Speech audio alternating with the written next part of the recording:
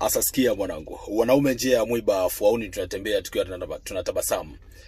Kuna wakati huo maisha yalianza kunikatia line yani pesa haikui, pesa inashuka haiongezeki.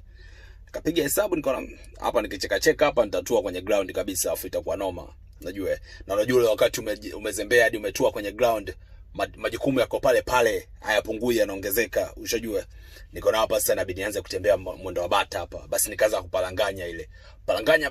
Mama mtu akafikiria gona, mbona simuelewi. Akanileta kati kwanza, akamwambia wewe vipi? Mbona kama una muda na mimi? Nikamwambia kitu gani mama mtu?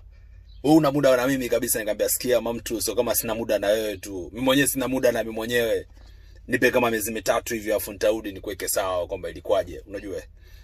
Ilibidi hivyo, yani kuna time unakuwa ueleweki, yani hata mwenyewe hujielewi.